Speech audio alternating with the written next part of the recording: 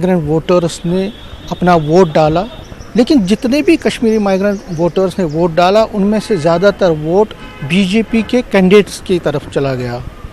जाहिर तौर पर अब कश्मीरी माइग्रेंट्स को नई मोदी सरकार से बहुत ज़्यादा उम्मीदें हैं और सबसे बड़ी उम्मीद उनको ये है कि नई सरकार इनकी लॉन्ग टर्म रिहैबिलिटेशन की तरफ कोई ध्यान देगी।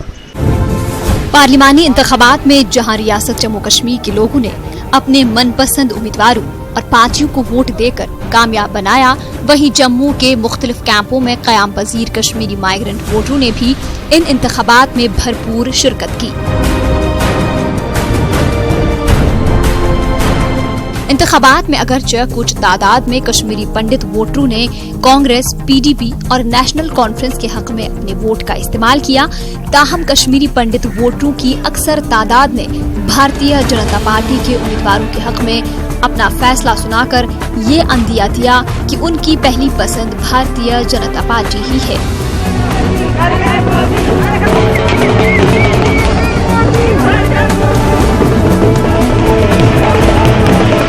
कश्मीर की सीटों पर बीजेपी के उम्मीदवारों ने अगरचे कामयाबी हासिल नहीं की, ताहम माइग्रेंट वोटर मरकज में बरसर इख्तदार आई बीजेपी की सरकार से काफी उम्मीदें रखते हैं।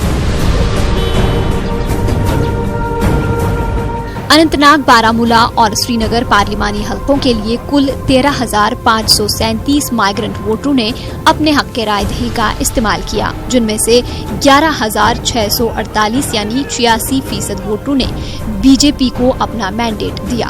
अनंतनाग पार्लिमानी हलके के लिए 7,251, श्रीनगर के लिए 2,584 और बारामूला हलके के लिए 1,813 माइग्रेंट वोट बीजेपी के हक में गए। इन माइग्रेंट वोटरों का कहना है कि इन्हें मोदी सरकार से ये उम्मीद वाबस्ता है कि वो माइग्रेंटों की बाज़ाबातकारी के लिए इक़दामात करने के साथ साथ इस तबके की फलाह बहबूद के लिए काम करेंगे।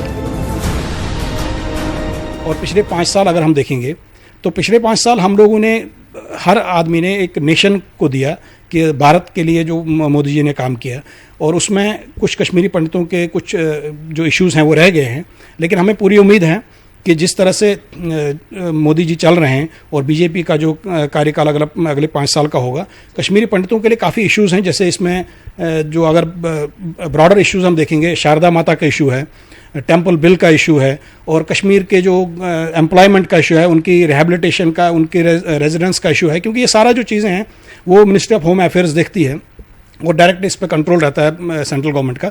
तो हम चाहेंगे कि इस बार जो है वो मोदी जी और जो बीजेपी के जो उनके भी जितने मंत्रिमंडल हैं वो कश्मीरी पंडितों को कश्मीर में उनकी रिहैबिलिटेशन के लिए और जो हमारे इश्यूज़ हैं उस पर ध्यान दें।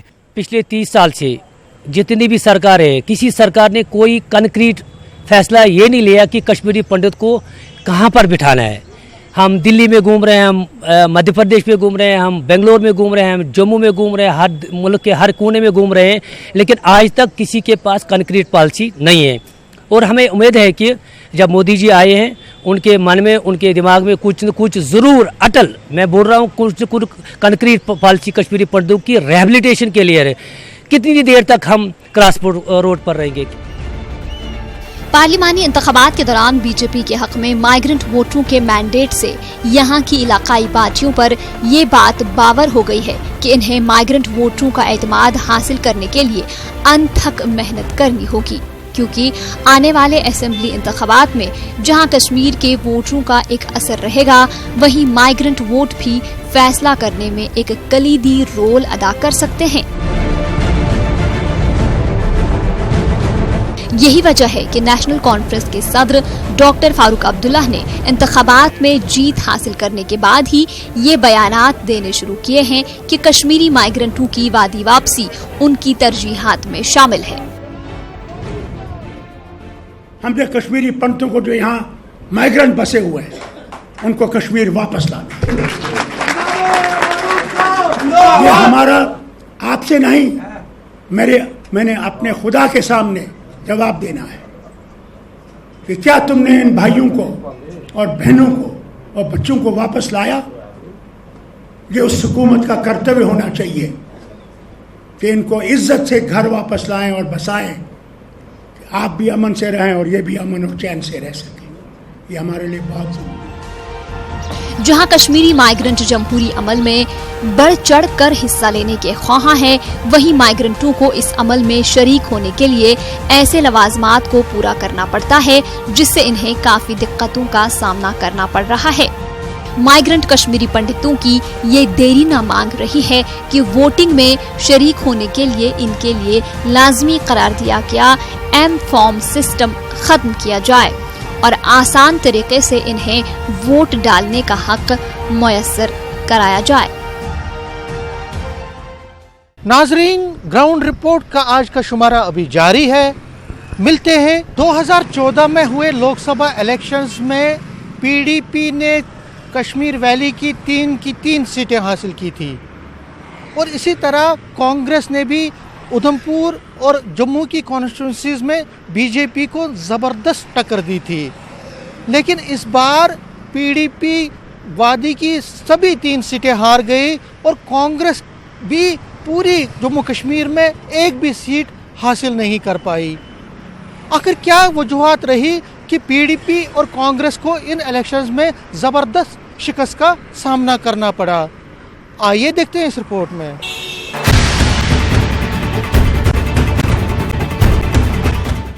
हाल ही में हुए पार्लिमानी इंतखाबात के दौरान रियासत जम्मू कश्मीर में पीडीपी और कांग्रेस की हार ने इन दोनों पार्टियों को अपना मुहासिबा करने पर मजबूर कर दिया है। पीपल्स डेमोक्रेटिक पार्टी ने जहां रियासत की किसी भी पार्लिमानी नशिस्त पर जीत हासिल नहीं की, वहीं पार्टी की सदर महबूबा मुफ्ती की हार पार्टी के लिए एक जबरदस्त धचका माना जा रहा है। पीडीपी का गढ़ माना जाने वाली अनंतनाग पार्लिमानी सीट से महबूबा मुफ्ती हार कर तीसरे नंबर पर रही। उनकी हार इस बात का इशारा करती है कि पीडीपी इन तीनों अजला में अपनी साख खो चुकी है और यहाँ नेशनल कॉन्फ्रेंस ने अपनी पोजीशन मजबूत कर ली है।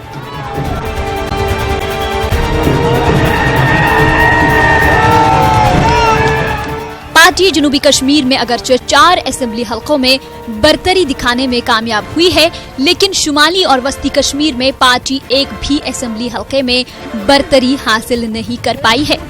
पार्टी के लीडरान मानते हैं कि बीजेपी के साथ इनका हाथ मिलाना इनको काफी महंगा पड़ा।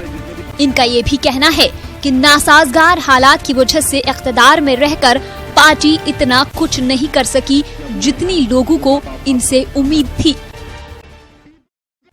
और हम ये लोगों की राय है और उनका फैसला है, तो ये हम खुशी से तस्लीम करते हैं। और साथ में पार्टी इसलिए भी बैठेगी कि हम ये देखेंगे कि हमारे पर कहीं कमज़ोरी रही, कहाँ पर कमियाँ रहीं, जिस वजह से हम इलेक्शन नहीं जीत पाए।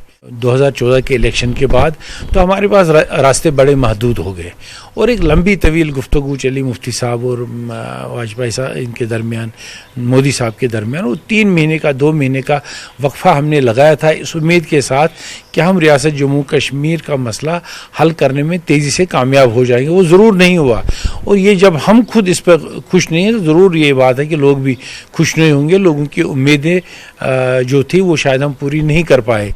पीडीपी के साथ साथ कांग्रेस भी पूरी रियासत में कुछ अच्छा नहीं कर सकी। इस पार्टी को भी रियासत में किसी भी पार्लिमानी हलके में कामयाबी हाथ नहीं आई। कांग्रेस को सबसे ज्यादा नुकसान जम्मू खित्ते में हुआ, जहां पार्टी के दोनों उम्मीदवारों को शिकस्त का सामना करना पड़ा।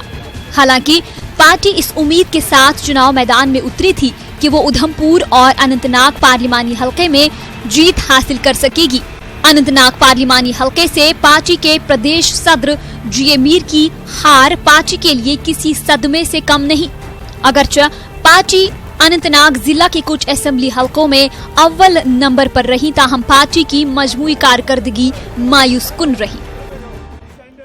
साउथ कश्मीर चूंकि पीडीपी का स्ट्रांग बेस रहा है, यहाँ 16 में 10 एमएलए इनके रहे हैं, चीफ मिनिस्टर यहाँ से रही है, तो इसलिए हमारा जो मुकाबला दिख रहा था वो पीडीपी के साथ दिख रहा था। पीडीपी को लोगों ने नकारा और उनके मुकाबले में कांग्रेस को ओवरऑल समर्थन मिला है, शायद ऑल टाइम बेस्ट।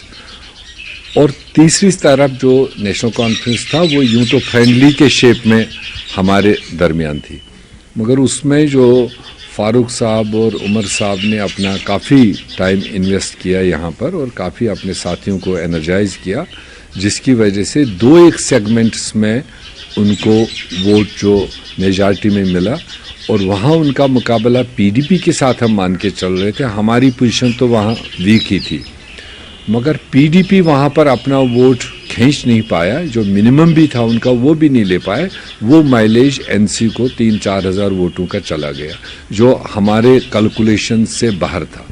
तो विद द रिज़ल्ट, और जो रिज़ल्ट निकला है वो नेशनल कॉन्फ्रेंस ने 6,500 हज़ार वोटों से जीता है।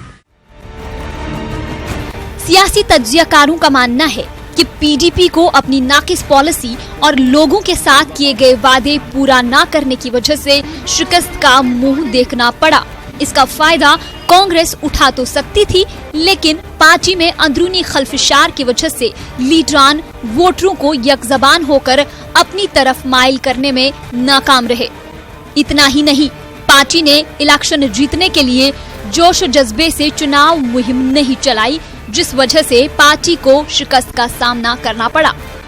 कांग्रेस की इन फाइटिंग जबरदस्त रही रियासत जम्मू कश्मीर में। आज़ाद लड़ जो ग्रुप है और दूसरा जो ग्रुप था वो आपस में लड़ते रहे। कुछ लोग बड़े कदावर नेता कांग्रेस को छोड़ गए। तो ये सब चीज़ें, और जो ओवरऑल जो इनका यहाँ गठबंधन था नेशनल कॉन्फ्रेंस और कांग्रेस का, खुल के वोटिंग ट्रांसफ़र नहीं हुई है। यहाँ खासकर पुंछ में देखें तो रमन बल्ला साहब को वो वोट नहीं पड़ा है जो कोलिशन पार्टनर्स को पढ़ना चाहिए था। उसी तरह हम बाकी जगह भी देखें, यहाँ जो उधमपुर वाली सीट पे भी, वहाँ भी नेशनल कॉन्फ्रेंस के कैडर ने खुल के दिल से वोट नहीं किया कांग्रेस को। उसी का नतीजा है कि ये दोनों कैंडिडेट हार गए। पार्लिमानी इंतखाबात से पहले पीपुल्स डेमोक्रेटिक पार्टी में हुई बगावत के बाद पार्टी जहां कमजोर हुई, वहीं कांग्रेस के अंदरूनी खलफिशार की वजह से कांग्रेस को भी जीत हासिल नहीं हुई। आइंदा दोनों पार्टियों को असेंबली इंतखाबात में अपनी पोजीशन बेहतर करने के लिए पार्टी कैडर को मजबूत बनाने और अंदरूनी तजाद को दूर करने के लिए इक़दाम करने होंगे। तो ये था ग्राउंड रिपोर्ट का आज का शुमारा। हमें पूरी उम्मीद है कि आपको हमारी ये कोशिश अच्छी लगी होगी। अगले प्रोग्राम में हम किसी और मौजू पे आपके सामने पेश होंगे। तब तक मुझे और मेरी पूरी टीम को दीजिए इजाज़त। आदाब।